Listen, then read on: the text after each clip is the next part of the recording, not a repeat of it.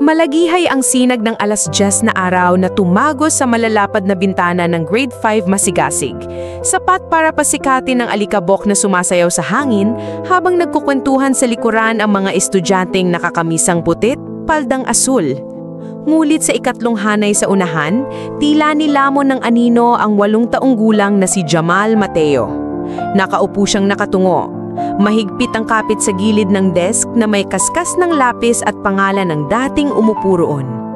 Ika-4 na araw pa lang niya sa bagong Pag-asa Elementary School, ngunit parang taon nang kumukulo sa tenga niya ang haghik at bulungan sa likod. "Amuyong!" singhal kanina ni Clyde habang sinusundot ng lapis ang kulot na buhok ni Jamal. "Sunog na tinapay!" Tawa ang buong tropa. Kahit si Trisha na kalaniwang tahimik ay napangiti sa pangungutya. Sa dulo ng aisle, nagtago sa retrato ng kanilang buwan ng wika ang guro nilang si Marites Reyes. Nakapusod at nakabarong, mga kamay nakatiklop sa dibdib. Pinapakinggan umano ang ingay ng klase, ngulit hindi sumisingit, marahil upang makita kung paano magtatapos ang girian. Bago tayo magpatuloy sa ating kwento, paki-comment naman sa ibaba kung saan lugar kayo nanonood. At kung baguhan ka pa lang sa channel ko, huwag kalimutang i-like, i-hit ang subscribe button at pindutin ang notification bell para updated kayo sa mga inspiring stories ko araw-araw. Sige, tuloy natin ang kwento. Sa pinakapuso ng katahimikan, naalala ni Jamal ang huling gabi nila sa Maynila bago lumipat dito. Ginising siya ni Nanay Ana sa boses ng ambulansya, sabay akay sa taxi papuntang Karatig Probinsya dahil sa bagong trabaho nitong hindi sinasabi kung saan. Gabi ring iyon, sumumpa si Jamal na kaya niyang mag-adjust kahit saan, basta kasama ang ina, ang nag-iisa niyang lambat sa dagat ng bagong mundo.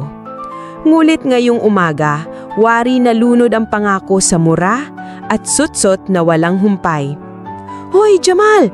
tawag ni Kevin, "bakit parang hindi ka naligo?" Pinagpag ng ilan ng dulo ng uniforme para magkunwaring nandidiri. 11:30 nang pumasok si Principal Ibarra para mag-announce ng biglaang programang Career Inspiration Day. Kinakailangan magsama ng isang magulang o guardian bukas upang magkwento tungkol sa trabaho. Napalingon ng klase kay Clyde. Siya lang kasi ang inaasahan may businesswoman na mommy, samantalang kay Jamal, inaasahan nilang walang darating. Kumunot ang noo ni Clyde, iniling ito kay Jamal at pabulong na siguradong wala yang bukas, may nanay ba yan? Natawa ang lahat at sa kauna-unahang pagkakataon, bumukal ang luha sa mata ni Jamal sa gitna ng leksyon sa fractions. Hinaplos niya ang pisngi, baka hindi mapansin ng teacher. Ngunit lumapit si Trisha, ibinulong na huwag kang iyakin kung ayaw mong pagtawanan. Mahigpit ang dibdib niya, parang ipit ng malaking kanin na hindi masubo. Sa dismissal, tinangka niyang unahan na muna kaklase pa uwi. Sumasabit sa likod niya ang backpack na sobrang laki para sa balikat. Ngunit nasabat siya ni Clyde sa pinto ng silid. "Oy, kulot, tara! Laro tayong habulan! Ikaw ang multo!" Tawa nilang apat. Pilit siyang hinila sa koridor. Pero pinigilan sila ni Ginang Reyes. Tumikhim at sinabing, "Enough!" Wari bumawi siya bilang guro, subalit sa loob-loob ng bata, huli na. Naglakad si Jamal papasok sa waiting area, nakasandig ang noo sa rehas ng bakod. Dumating ang pampasaherong jeep na minamaneho ni Mang Boy, kaibigan ni Nanay Ana. "Sundo ka raw," sabi nito. "Busy daw nanay mo, may nilalakad sa mall." Hindi nag-usisa si Jamal. Sanay siyang si nanay ay biglang magtatagal sa trabaho. Kinagabihan sa inuupahan nilang maliit na silid, pinagmasdan niya si Ana habang nagpaplansya ng puting blazer, kontra timing sa lawa ng pawi sa likod. "Nay, bakit hindi ka pumunta sa school kanina?" Mahinang tanang ni Jamal. "Patawad anak, biglang emergency meeting, pero bukas pupunta ako, may presentation ako roon." Gulat si Jamal. "Talaga? Anong sasabihin mo?" "Sekreto," kindat ni Ana, "pero pasok yon sa career day." Parang may sumilay na talupad ng pag-asa sa dibdib ni Jamal.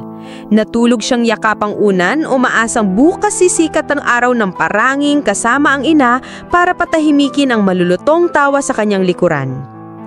Tumating ang umagang iyon. Mabilis parang tinulak ng hangin. Pinuno ng ingay ng tambol ang quadrangle habang isa-isang pumila ang mga estudyante kasama ang magulang. May pulis, nurse, seaman, mga nalakal, tindera at syempre si Ginang Delgado, CEO ng Delgado Realty, ina ni Clyde, suot ang pearl necklace na sinisinagan ng flash ng cellphone. Habol ni Jamal ang hininga habang nakapila sa tabi, hinahanap ng mata si nanay. Labis ang kaba. Bawat segundo parang kulang ang hangin. Nariyang nirarandom niyang naririnig ang halakhak ni Clyde sa likod. Yung kasama mo, ba't hindi pa dumarating? Baka invisible job. Nag-echo iyon sa utak niyang parang hollow block. At nang halos magsimula na ang programa at handa nang tawagin ng MC ang chich-listahan ng speakers, biglang huminto sa harap ng gate ang puting van na may logo ng malaking Skystar Department Store and Mall. Bumukas ang pintuan. Bumaba si Ana, pero ibang Ana ang nasilayan ng buong paaralan. Nakaputi siyang blazer na pinaplansya kagabi. Sa bulsa ay nakasabit ang ID card na kumikinang, Ana Mateo, Chief Operations Officer. Tila may nagpause sa hangin, napatigil pati si Principal Ibarra sa salitang magandang, at ang buong hanay ng mga bata ay namilog ang mata. Si Jamal, nanlaki, halos di makalunok. Diretso si Ana sa stage, hinawakan ng mic at ngumiti. Magandang umaga, mga magulang at batang masisigasig. Ako si Ana Mateo, namamahala sa operasyon ng chain ng Skystar Malls. Nagunahan ng bulungan, kilala nila ang tatak. Pinakamalaki sa rehiyon, may libu-libong empleyado. Marami ang nagtatanong kung anong ginagawa ng isang manager sa ganong posisyon. Patuloy niya, at bakit ako narito sa simpleng eskwela? Dahil narito rin ang aking inspirasyon, ang anak kong si Jamal. Sumulyap siya sa hanay. Tinawag si Jamal na halos hindi makagalaw. Pumalakpak ang ilan, ngulit nakabuka pa rin ang bibig ni Clyde na parang nabunutan ng tinik. Hindi makapaniwalang ang inaping itim na kaklase pala ang anak ng kilalang babae sa LED billboards. Umahon si Jamal sa entablado. Nanginginig pa ang tuhod, ngunit sinalubong ng ina at niyakap sa harap ng lahat. Alam nyo, sabi ni Ana, napakahirap lumaki sa mundong mabilis humusga sa kulay ng balat, sa anyo o sa likaw ng dila. Pero sa kumpanyang pinamumunuan ko, natutunan naming sukatan ng tao ayon sa sipag, talento at kabutihan. Kaya ngayong araw, gusto kong ipaalala sa mga batang ito, ang ganda ng Pilipinas ay nasa iba't ibang kulay. Tumanggo si Principal na tila natauhan. Pagkatapos ng talumpati, ipinakilala ni Ana ang dalawang supervisor ng HR ng Skystar na kasama niya. Inihayag nila ang programang Youth Color Scholarship na magbibigay ng full support sa sinumang estudyanteng magiging biktima ng diskriminasyon. Unang benepisyaryo si Jamal at sinumang kaklaseng nangangarap makapag-college. Sunod ay nag-abot sila ng tig sa 10 library card para sa top 10 na may libreng access sa Skystar Learning Hub. Pumalakpak ang buong eskwela, kabilang sina Clyde at Trisha. Ngunit ngayon, ang palakpak nila ay may hiya at paghanga. Sa klase ng hapon, si Gining Reyes ay nagpa-activity. Isulat kung anong natutunan nyo. Tahimik si Clyde, tapos ay tumayo, lumapit kay Jamal at iniabot ang sorry note na may nakasulat, "Pwede ba kitang maging kaibigan?" Sinuklian ito ni Jamal ng maliit na ngiti. Unang beses niyang ngumiti ng maluwag mula nung dumating. Sa susunod na linggo, kitang-kita na silang dalawa sa library, magkatabi habang kinuturuan ni Jamal si Clyde ng math na kanyang kinakatatakutan. Umikot ang kwento sa buong bayan. Kulay ang unang napapansin ng mata, ngunit puso ang huling huhusga. Si Jamal, dating inaalipusta sa dilaw na liwanag ng silid, ngayoy naglalakad ng tuwid sa pasilyo. Dala ang pangalan ng ina na nagpapaandar ng liwanag ng isang buong mall. At mas higit, dala ang aral na sa bawat kulay ng balat ay may karapatang kumislap ang talino't pangarap. Sa dulo ng taon, magkakasama silang naglakad sa entablado. Clyde bilang most improved, Jamal bilang best in science, at si Ana bilang proud na ina na unang nagturo sa lahat, Hindi lahi ang batayan ng galing, kundi ang lawak ng pusong marunong lumingon sa kailan may huwag mong hamakin.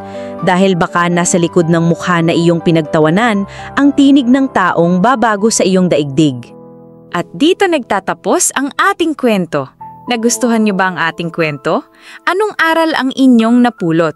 Huwag niyong kalimutang mag-like at mag-subscribe sa channel ko dahil ang suporta niyo ay ang inspirasyon ko. Kita-kits bukas ng umaga para sa bago nating kwento.